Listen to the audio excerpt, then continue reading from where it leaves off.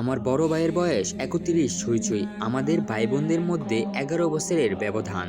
আমি যদি হই ময়ূরপঙ্খী, আমার ভাইয়া হলো শিয়াল। ভীষণ রাগী মানুষ। আমাদের মধ্যে আকাশ পাতাল ব্যবধান সব দিক দিয়ে। আমি মায়ের মতন দেখতে হয়েছি, ভাইয়া হয়েছে হুবহু বাবার মতন। আমরা দুইটা ভাই বোন মাত্র, আগে পিছে ভাই বোন কেউ নেই। বাবার এত সম্পত্তির ভাগিদার আমরা দুজনেই। বেশ আয়েশ করে বড় হওয়ার কথা ছিল, কিন্তু তা হয়ে ওঠেনি এই পোড়া কপালের জন্য, অর্থাৎ আমার এই বড় ভাইয়ের জন্য। বাবার চেয়েও অতিমাত্রায় শাসনে বড় করেছে আমাকে।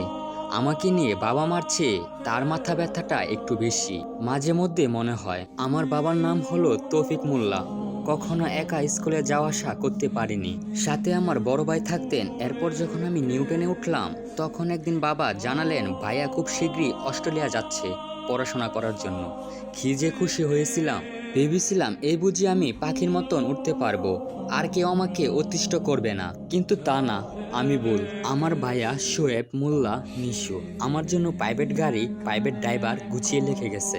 তার কথা, আমি বাসা থেকে কলেজে যাব আর কলেজ থেকে বাসা, ব্যাস এতটুকু।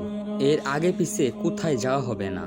আমি অভ্যাসে একবার ভেবেছিলাম ভাইয়া ওই দূরে অস্ট্রেলিয়া থেকে তো আর আমাকে দেখতে পারছে না, লুকিয়ে বন্ধুদের সাথে একটু ঘোরাফেরা করলে কিভাবে জানবে। সে ভেবে একদিন বোকার মতন ঘুরতে গিয়েছিলাম। সঙ্গে সঙ্গে বাবা আমাকে কল দিয়ে আহাজারি শুরু করলেন। ভাইয়া নাকি তাকে ফোন দিয়ে শাসিয়েছে। তিনি যদি আমাকে গুছিয়ে দেখে শুনে না রাখতে পারে, তাহলে নাকি ভাইয়া খুব শীঘ্রই দেশে ফিরে আসবে। পড়াশোনা নাকি তিনি গুল্লি মারবে। আমি কি ভীষণ ভয় পেয়েছি।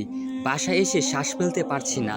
ভাইয়া ভিডিও কল দিয়েছে ল্যাপটপের স্ক্রিনের ওপাশে ভাইয়া চোখ মুখ অন্ধকার করে লিখেছেন, কেউ যেন তার কোটি টাকা মেরে দিয়েছে। আমি তখন ভয় পেয়ে কাঁপছিলাম। ভাইয়া চুপচাপ আমার দিকে তাকিয়ে আছে, তা আমাকে আরো ঘাবড়ে দিচ্ছিল।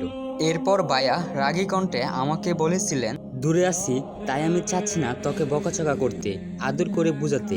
বুঝতে পেরেছিস? আমার শাসন মেনে ভদ্রভাবে থাক, একদম বাজে ছেলেদের সাথে মিশবি না। ঘোরাফেরা যা করার করিয়েছি না। কক্সবাজার যেতে চেয়েছিলি, নিয়ে গিয়েছিলাম। সেন্ট মার্টিন ঘুরতে চেয়েছিলি, সেখানেও নিয়ে গেছিলাম। এইসব লোকালয় এলাকায় ঘোরার কি আছে? গাড়ি ড্রাইভার তো আছে, চাচাকে বললেই তো ঘুরিয়ে আনে।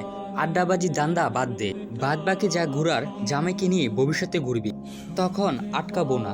প্রয়োজনে টাকা পয়সা যা লাগে দেব, বুঝছিস? আমি ছল ছল চোখে লক্ষ্মী মেয়েটির মতন মাথা দুলিয়েছিলাম।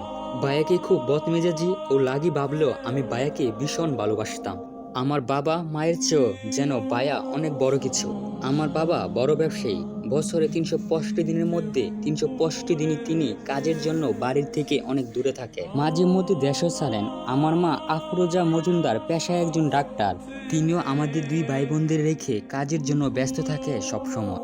আমি এই বড় ভাইয়ের ছায়ার তলেতেই বড় হয়েছি।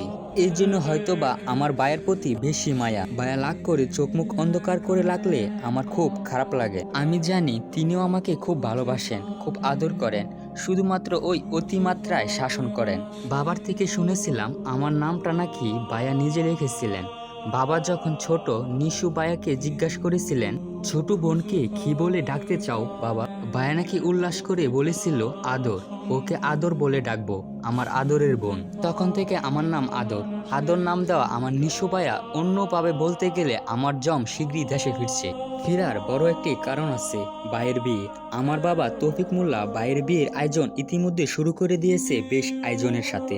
পাত্রী আমার বাবার বন্ধু শামসুল খানের ছোট্ট মেয়ে। অন্যভাবেও আরেকটা পরিচয় দেওয়া যায়, আমার ভাইয়ের ঘনিষ্ঠ বন্ধুর ছোট বোন। শুনে আমি তো বেশ অবাক হয়েছিলাম। অবাক না হয়ে উপায় আছে বলুন?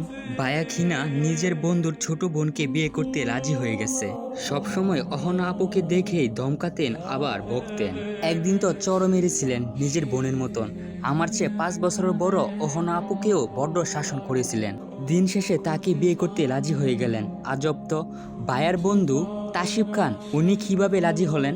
আমার ভাইয়ের ঘনিষ্ঠ বন্ধু আর আমার বাবার ঘনিষ্ঠ বন্ধুর ছেলে। তাসিফ ভাইকে নিয়ে আমার আসলে বলার মতন ভাষা নেই।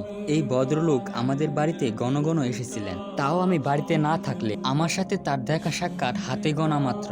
এই ধরেন অনুষ্ঠানে অথবা কোনো দাওয়াতে দুই পরিবার সাক্ষাৎ হলে যা একটু দেখা হতো। তবে আমার না কিছু ধারণা আছে ওনাকে নিয়ে।